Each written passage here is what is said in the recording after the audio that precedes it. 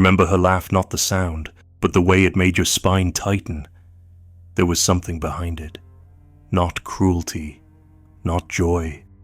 A game. A test. You couldn't name it then, but it hollowed you out like a blade hidden in silk. You thought it was you, your softness, your tenderness that drew her in.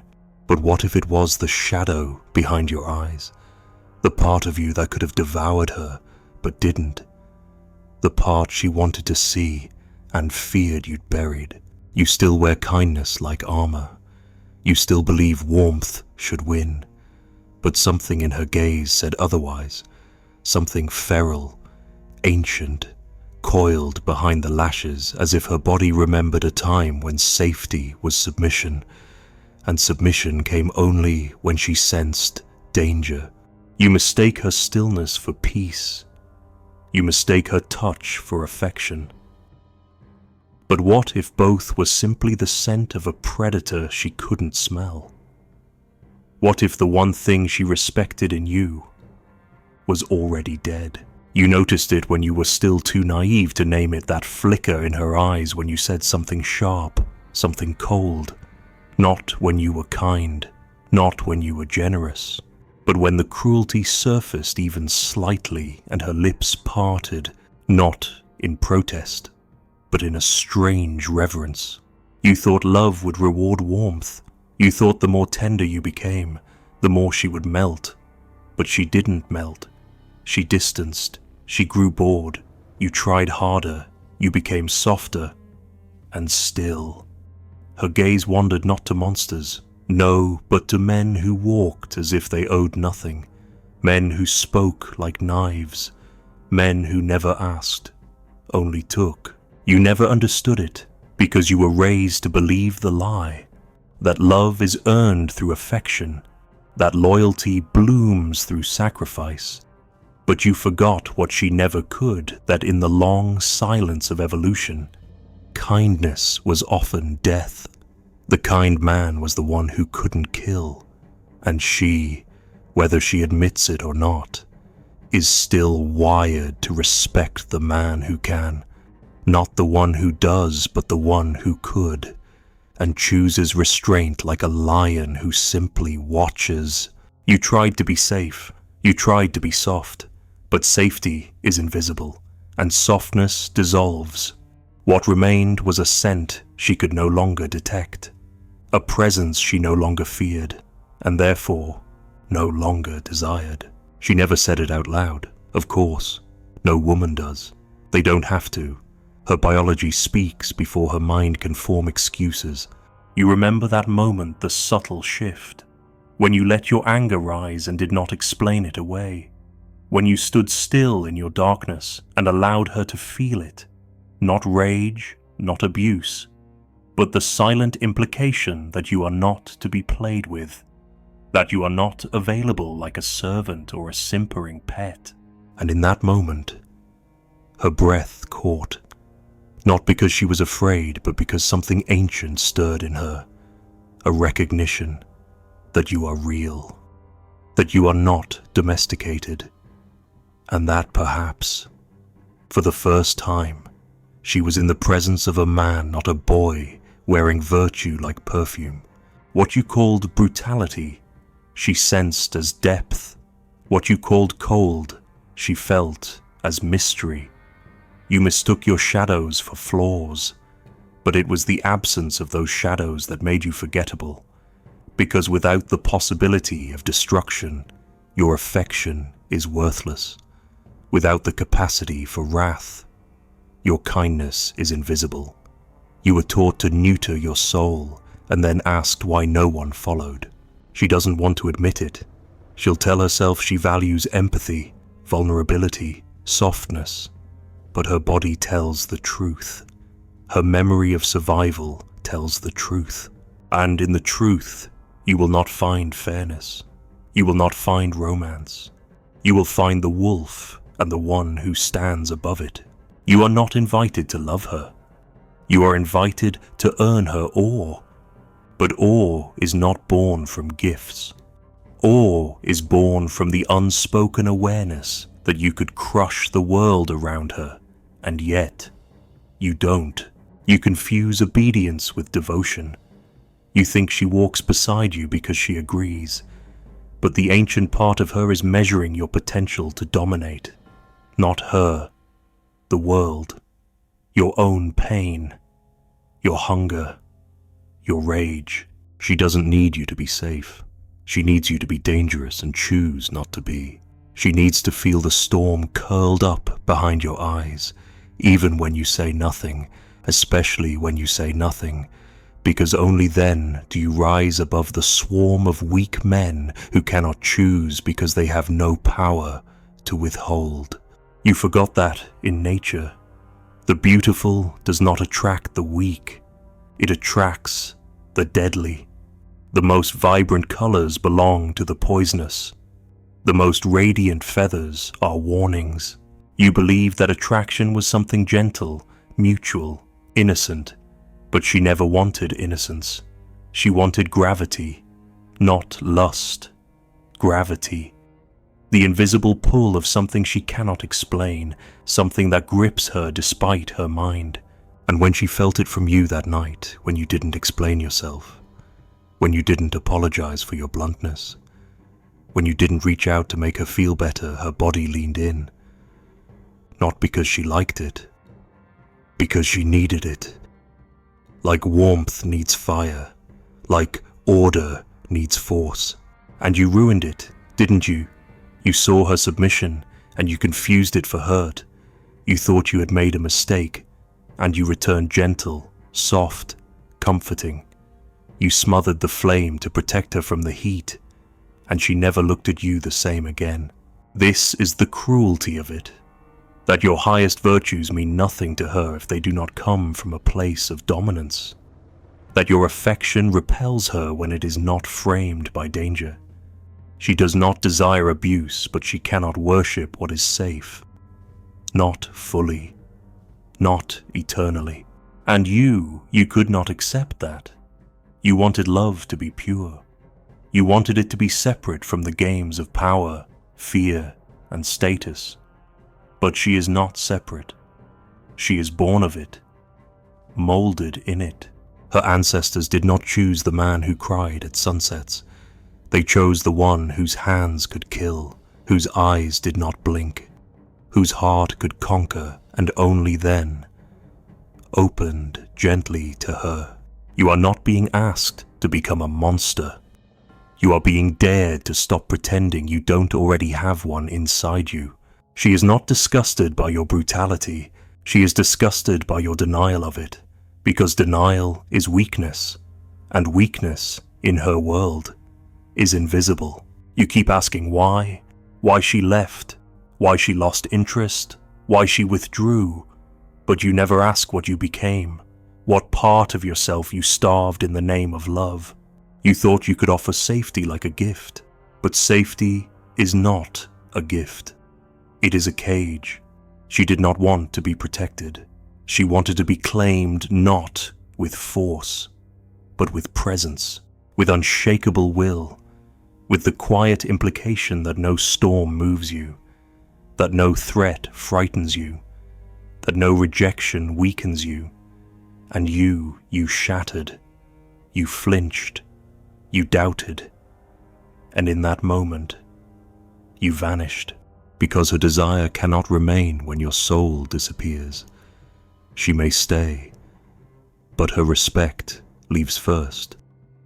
And when that's gone, what's left is only routine and your confusion. You think this is about her. It never was. She is only the mirror. You are what she reflects. And if you walk like prey, you will be treated like prey. Not because she is cruel, but because nature is cruel. Because instinct is not fair, and beauty is not passive. She does not mean to test you, but she must. Because she cannot desire what does not challenge her fear, and you tried to soothe her fear, not realizing that the fear is the very foundation of her desire. You wanted her to feel safe, but she wanted to feel the thrill of standing next to someone who could shatter the world and chooses not to. You wanted to be good, but she wanted to see if your goodness was chosen or if it was all you had. You wore it like armor, smiles, compliments, thoughtful gestures. You believed they made you strong. That kindness was proof of moral superiority, of spiritual depth. But deep down, you suspected the truth, that you were performing goodness not from power, but from fear. You feared rejection. You feared disapproval. You feared the silence that followed when you stopped giving. So you gave more. You were the provider of comfort, of understanding, of endless patience, not because you were full, but because you were empty. And she saw it. She smiled. She thanked you. But she did not bow. Because real reverence is not given to the agreeable. It is reserved for the rare. And there is nothing rare about a man who says yes to avoid conflict. There is nothing rare about a man who disappears into softness. You believed love meant surrender, but your surrender was not noble, it was invisible. And kindness without consequence is not virtue. It is camouflage, a masquerade of weakness dressed in politeness, hoping to pass as grace. You watched her drift. You told yourself it was confusion, her own trauma, her inability to recognize your goodness. But the truth clawed at you late at night, the gnawing suspicion that she wasn't confused at all, that she saw you clearly, and what she saw did not demand devotion. You were understandable, predictable, kind but harmless, and harmlessness is not magnetism. It is not depth. It is not strength. You offered the part of you most palatable and hid the part of you most real. The fire, the hunger, the defiance. The part of you that might say no, might walk away, might let her feel your absence. But you were always present, always available. You believed that would prove your value. But constant availability only proves one thing, that you have nowhere else to be. That your soul does not burn for something higher than her approval. And so, without knowing it, you became background noise, always there, never felt. And what cannot be felt cannot be loved. She may have even wept when she left. Not because she hated you, but because she hated that you made her play God to hold the weight of your worth in her hands, to carry your emotional fragility like a fragile vase, to be the constant recipient of affection she did not earn, power she did not ask for, responsibility she did not want. You thought giving her everything would make her stay, but giving everything is not love, it is abandonment of self. And the man who abandons himself cannot keep anything, not even her. You call it kindness. She calls it burden. Because what she desires is not your comfort. It is your clarity, not your sweetness, your strength. The kind of strength that withholds not to punish, but because it does not need to please. The kind of strength that walks away not to hurt, but because it refuses to kneel. You think this makes you cruel, but cruelty is not walking away. Cruelty is making someone worship your weakness, then blaming them when they collapse. The tragedy is this: your kindness was never the problem. It was the frame in which it was placed. When kindness comes from power, it inspires awe. When it comes from fear, it provokes pity or disgust. You never developed the core, the weight, the edge. So your kindness floated, untethered, and she, instinctively, could not trust it. Because love that cannot bite is not safe, it is desperate. She did not need you to be cruel. She needed you to have claws and choose not to use them. But you hid them. You filed them down. You told yourself you were evolving, becoming better, but you were just becoming easier to ignore. You wore your compassion like a mask and forgot to grow the face beneath it. And so she searched elsewhere not for pain, but for polarity, for a man whose presence did not need to prove itself, who did not bend with every wind of her moods, who did not ask for permission to exist. And when she found it even for a moment, she remembered what it felt like to feel alive. You still don't believe this. You still think if you're just a little nicer, she'll see. But she already sees. And she does not want more of the same. She wants the opposite. Not cruelty, but conviction. Not domination, but direction. She wants to feel your gravity. Not your gravity toward her. Your gravity toward yourself. Your direction. Your refusal to collapse. Because in that refusal is safety. Not emotional safety. Existential safety. The kind of safety that comes from knowing the man beside you does not disappear under pressure. And you disappeared. Not all at once. Slowly. Like sugar in warm water. Your identity dissolved into accommodation. You became the shape of her wants, her moods, her silence. And in doing so, you became nothing. Not because you were nothing, but because you refused to be something she couldn't predict. And without unpredictability, there is no tension. Without tension, there is no polarity. And without polarity, love dies. You believe your kindness is moral, but morality, when born from weakness, is not virtue. It is submission. You feared losing her, so you forfeited yourself, and in doing so, you lost both. A man who fears abandonment will always perform, and performance can never be respected, because performance is manipulation even when done unconsciously. You smiled to avoid conflict. You agreed to be liked. You touched gently to be accepted. But every gesture was a negotiation, and she felt it. She felt the price beneath your touch, the expectation behind your gifts, and the silent plea behind your eyes, "Please see me." But she could not see you, because there was no you, only a reflection of her desires, and you cannot desire a reflection. You cannot respect a mirror that shows you only yourself. You desired her as a god, and made yourself her worshipper. But gods do not love their temples. They demand sacrifices, and you gave too much. You think she hurt you, that she took advantage, that she exploited your warmth. But she only stepped into the role you offered her, and when she grew tired of carrying your need, she left. Not because she is cruel, but because you refused to carry your own soul. She wanted to walk beside a mountain, not carry one.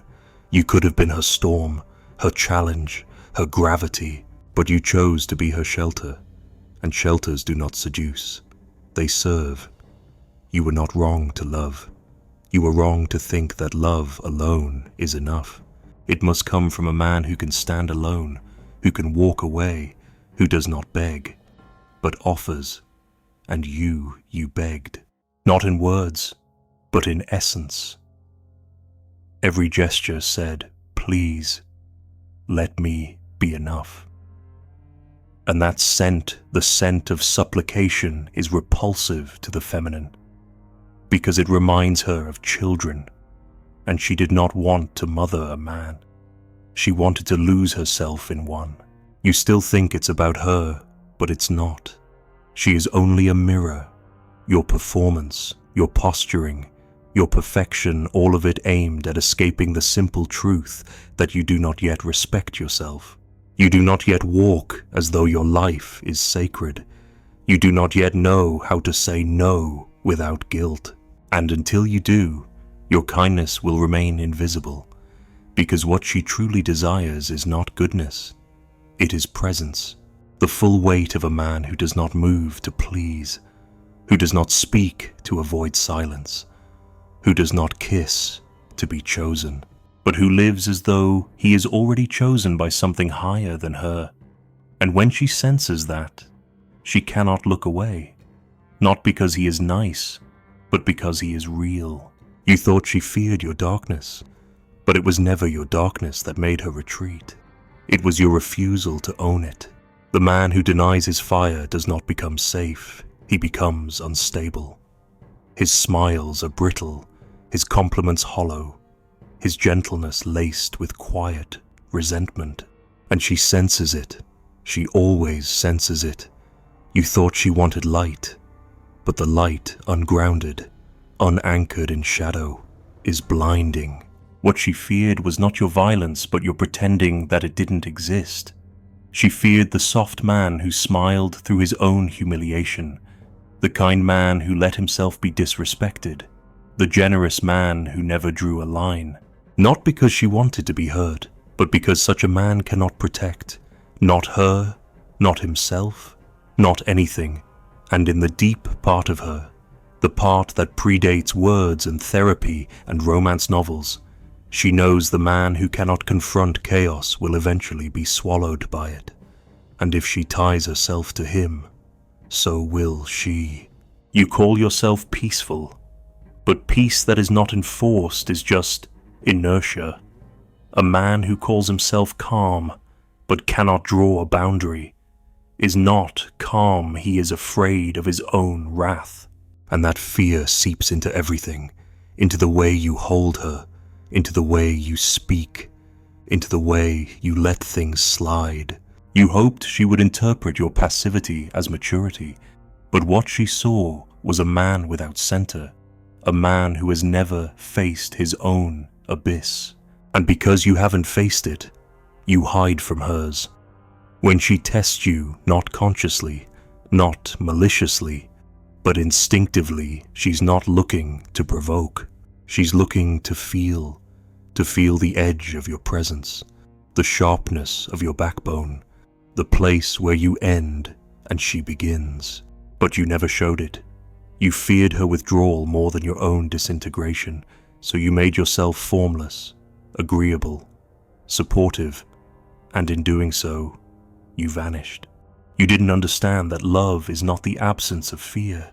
Love is what remains after fear has been walked through, not denied, not buried, not pacified. You thought protecting her meant shielding her from your power. But what if your power was the very thing that made her feel held? Not dominated, held, like the earth holds a storm, like the tree holds the wind, something immovable, something unshaken. But you shook, you broke, you begged, and each time you did, something in her closed. Not because she hated you, but because the part of her that longs to surrender needs to be in the presence of something worthy of surrender. Not just kind, not just loving, but unyielding, fearless, anchored in a self that does not vanish the moment she disapproves. And you dissolved the moment she frowned. This is the paradox. You feared being harsh, but she feared your softness. Not because it was gentle, but because it was unrooted. She wanted to lean into you, but your frame wavered. She wanted to trust your direction, but you had none. You mistook your openness for strength, but openness without spine is collapse, and collapse cannot be loved. She might coddle it, she might tolerate it, but she will never give her full self to it, because the feminine does not open for the man who kneels.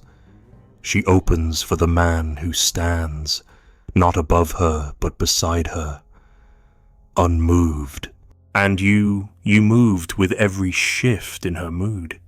You called it sensitivity. She called it instability. You still think strength is what repels her, but she does not fear strength. She fears cruelty masquerading as strength. And you, in your confusion, in your suppression, become just that. The man who represses his power does not become pure. He becomes passive-aggressive, dishonest, manipulative in small and subtle ways. You think you are avoiding harm, but the harm comes anyway, because pretending to be harmless is itself a form of harm. It creates distrust. It breeds anxiety. It makes her feel like she is with a ghost, someone who is there, but not real. And women do not give their soul to ghosts, only to gods. Not the gods who demand worship, but the gods who do not flinch when worship is withdrawn. You want to be chosen. You want her to see you as enough. But you've misunderstood what enough means. It does not mean soft. It does not mean accommodating. It means whole. A man who is enough is a man who has stood in front of his own chaos and did not look away. Who has faced his own neediness, his own violence, his own hunger, and instead of collapsing or acting it out, integrated it. The man who is enough does not hide his fire. He lets it glow beneath his words, beneath his stillness, not to threaten, not to control, but to remind her and himself that he is alive. And alive men do not beg. Alive men do not shrink. Alive men do not perform. They reveal. And if she cannot meet him in that fire, he lets her go, not out of cruelty, but because his path is not dictated by her presence. She tested you because she wanted to believe. She provoked because she needed to know. Would you fold? Would you flee? Would you flinch? And you did. Again and again. You called it compassion. She felt it as collapse. You called it love. But it was a transaction affection in exchange for validation. You were not loving. You were bargaining.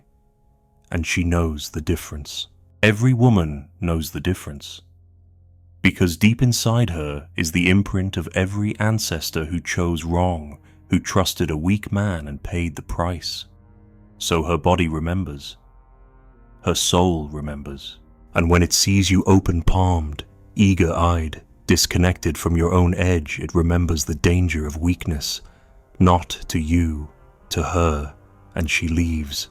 Not because she wants to, because she must.